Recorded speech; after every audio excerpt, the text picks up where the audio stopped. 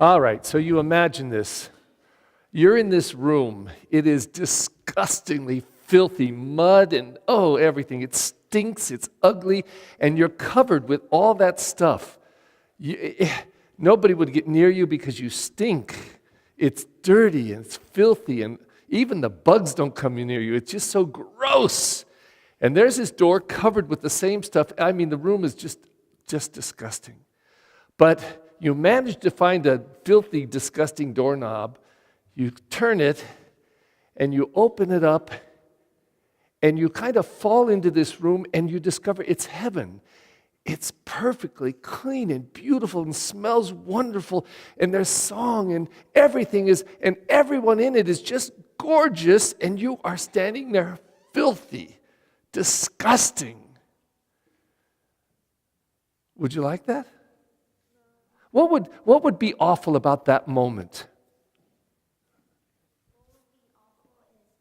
When the room is all dirty and it's not clean and it's filthy. Now you fell into heaven. You're in this beautiful room. What would be awful about that moment? Oh, you feel like an outsider. Just feel you don't belong. Like, oh my God, what am I doing here? And then this marvelous thing happens. What you believe is God comes over to you, comes approaching you, and everybody's looking, and God goes like this.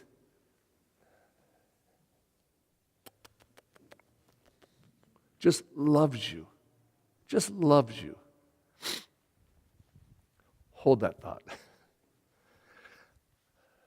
In many churches, before you were born, that altar would have been up against the wall with the tabernacle on it, and the priest celebrated the whole Mass looking at that tabernacle. Every once in a while, he'd go like this, Dominus vobiscum, which meant the Lord be with you. And then he'd turn back around and say Mass. You looked at his back. Then something 50-some years ago, miraculous happened. The church pulled the altar out, and in some churches, they left the tabernacle there, and the priest celebrated the whole Mass looking at you.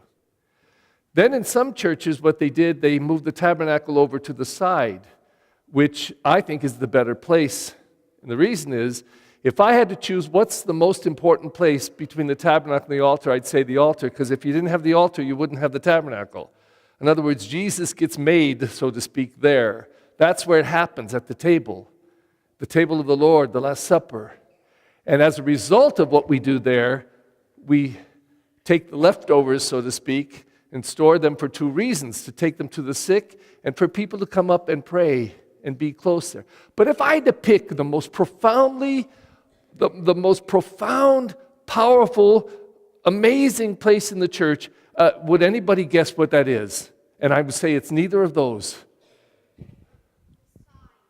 The what? Side? What do you mean? No. Okay, but good. I like the guessing. Yes. No, I said not the altar. We're excluding those.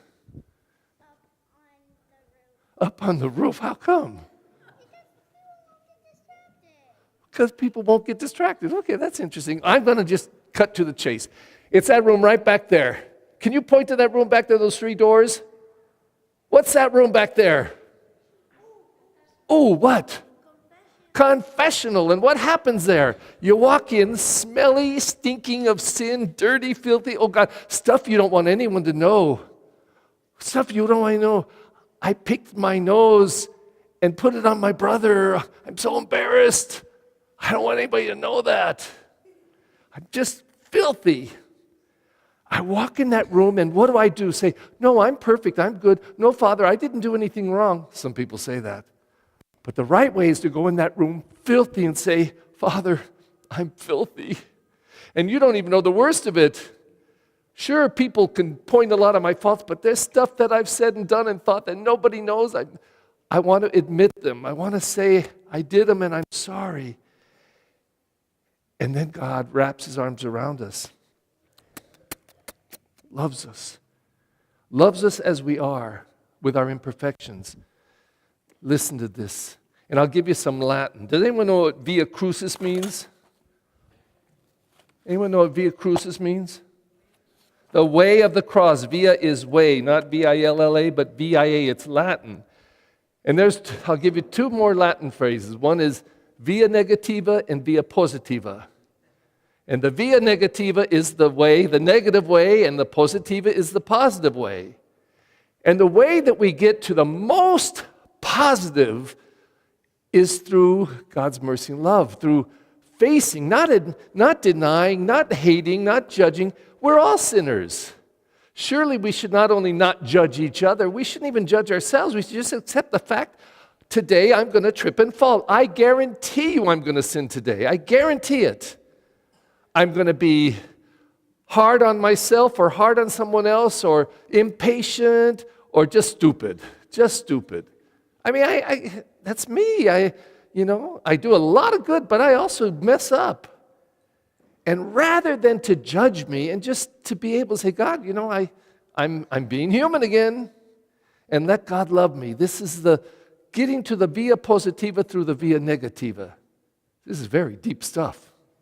But listen to it, how it happens in the scriptures today. To experience the via negativa, here's a good example. For your sake I bear insult, and shame covers my face.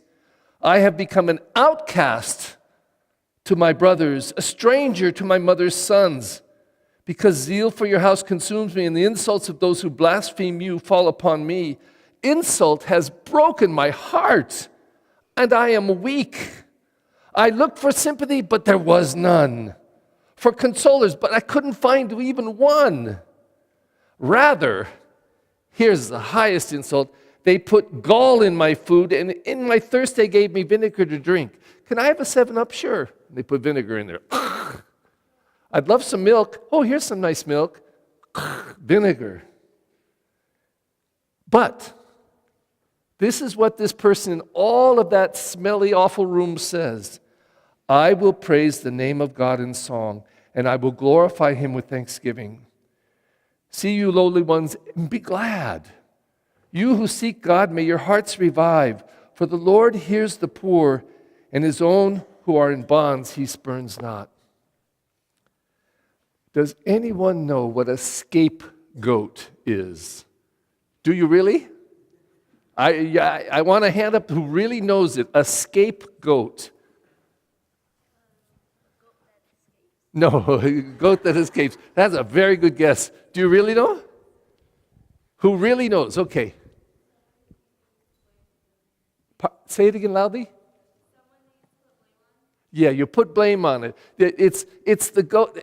Everybody, let me put it this way. When people say it's the black sheep or it's the scapegoat, that's the one that everybody puts down. Oh, it's that stupid goat. Oh, it's the dumb one over there. Oh, there it is.